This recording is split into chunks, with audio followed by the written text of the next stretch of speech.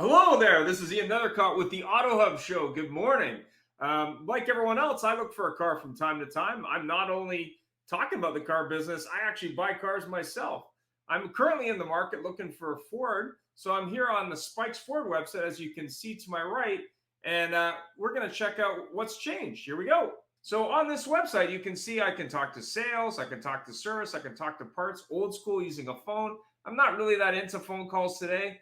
So let's see what other options are available. Oh, here's a chat bot. That seems to be another way that you can interface with a dealer using AI. I'm not a big fan of them. It's pretty automated. But what's this? Click for immediate live dealer assistance. That's new. Let's see what that's all about. Click below to meet with a Spikes Ford certified sales consultant. Seems pretty simple to me. So I'm choosing sales. That's what I'm doing. Meet with sales consultant. Here we go. Hi, I'm Joel Benson here at Spikes Ford. How can I be of assistance to you? Well, I just connected with Vidcalls here. I'm looking for a Ford, but I've never seen this before. Maybe you can tell me more about how this works. Welcome, absolutely. Let me ask you a question first. Did the platform ask you for your name? No, Did it ask you for your cell phone number or your email address? no. No, we don't do that here at Spikes Ford. We want to do business with you and we want you to be 100% comfortable. Was the connection very quick? Yeah, it's fast. All right, then let's do some business. Welcome. Thanks, Joel. Stephen was talking about he recently bought a car 3 weeks ago, and it was the worst experience ever. He says basically that it was worse than before the pandemic, in his opinion. Trying to bridge that gap between sales, service, parts, and other from a customer experience still needs to be handled, and you need to basically take action. So if you want to fix these problems, you need to embrace new technology. So some great thoughts from Stephen. In my opinion, there's a large number of industry people that are fully aware that Gwen or Joe isn't actually the person that you're speaking to. And even with AI technology, it's really not really an experience. And dealers, from what I've heard, and I've talked to many, are not really happy with the results or engagement. Okay, on the chatbot. Well, it's funny. I talked about this morning with my team here, simply because I was trying to get an idea of how much activity we actually have on the chatbot. And I think part of the problem is consumers now, they're becoming a lot more aware of our technology, which is an issue. And what I mean by that is they understand every website they go, a lot of websites they go to have a chatbot. Sorry about that. It creates a bit of an issue because consumers know they're not engaged with a human being. Yeah. And the chatbot can only go so far. And I think what happens in a lot of cases is chat becomes like a holding pattern. It's like they know they're not really going to get all the answers that they want. They're going to get generalizations. They're going to get phone numbers. They're going to get addresses. They're going to get redirections. And it really becomes a more of a waste of time in the end than it does an info source. And people become aware of that. And when they become aware of it, just by having the chatbot, if you're not available, you may lose them completely.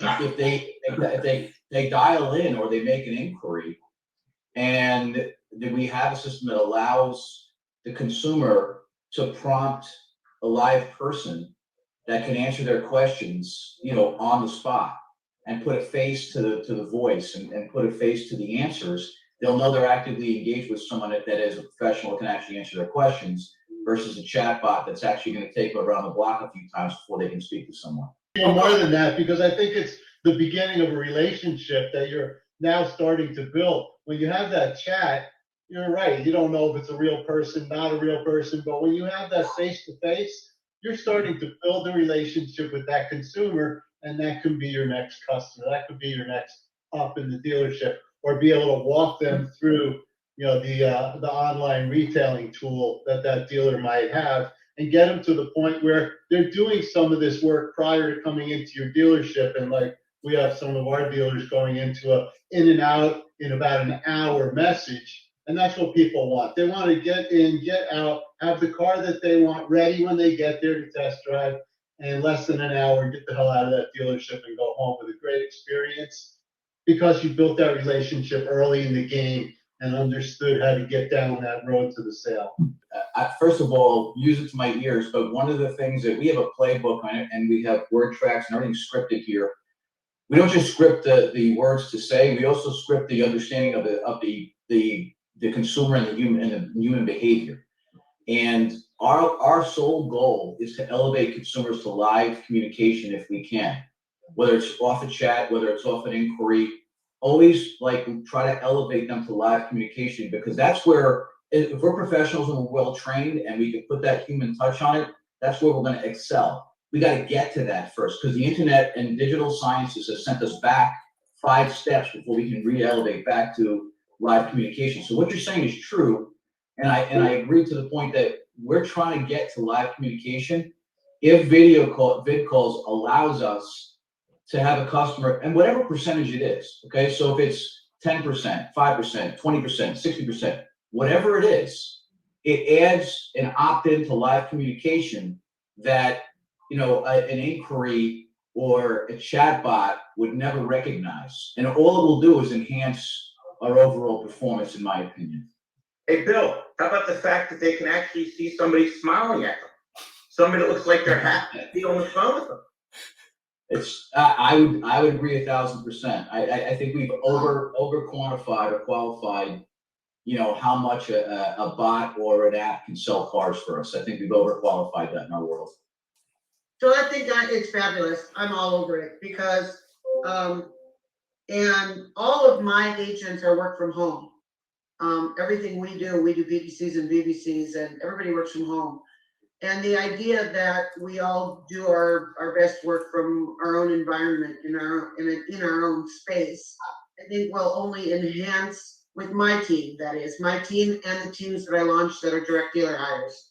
I think the dealers are going to love it. All my independents that I launched remote teams for and show them how to manage work from home people, because I think that more of the personality of the agent is going to show through on the video. Because especially again post COVID, I hate to keep bringing up that ugly word, but our world is changing, and we crave collaboration and brainstorming together. Myself, I'm all about mindset and perspectives training. I think when we, like Wayne Dyer said, when we change the way we look at things, the things we look at change.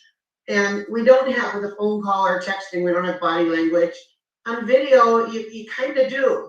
I mean, like, you know, if you're talking to me and you're telling me your needs, and I'm like sitting here with my finger in my ear, or biting on my nails, or clipping my nails, or some disgusting personal hygiene practice that just absolutely repulses me. You can't do that, and you get to really go through the phone, and you get to give them another level where you can establish rapport, right? Because regardless if we're selling appointments or cars or parts or service work, people buy from people they like, know, and trust, right? And we sell appointments on my end anyway, or we buy cars. So being able to shine that through on a video screen, I love it. We do have the ability. I took my green screen off for this meeting, but if you looked at Ian's green screen, or if you look at Jeff's green screen, they can your BDC agents can have a really beautiful green screen behind them on the car dealership they're representing, or just in generic cars in general. So to give it a very professional view. Wendy, I was saying, you got me flashbacking a zillion years ago. So I remember seeing and reading that you should put a mirror in front of your, wherever you're sitting on a phone, to make sure you're smiling when you're talking to somebody. But yeah, there you go. This was my niece's in 2007 when she was a college student, complete with Bendy Bunny. Wow. Yeah. Yep. My friends that keep the sell more caddies. You need some more bendy bunnies. You got it from Wendy Reeves. You can't be dead. When I think about chatbots, Yeah. I've been on 3 of them, and not one I enjoyed, and that even gave us more incentive to, we were going to speak to some chatbot companies and kind of merge vid calling with chat, but we just want to differentiate ourselves strictly with chat. It's the smile. That's what it's all about, and the knowledge and the confidence that a customer feels when they're meeting with a sales representative of the dealership that they initiated the call to come and see. What's different from advertising and from cold calling, which I hate, is that vid calling is initiated by the customer, not by the dealer. So when they're calling you, they want to buy a car. And that's the opportunity. So chatbots are, I guess we're finding the day, but as I mentioned before, I think they'll pretty much go obsolete.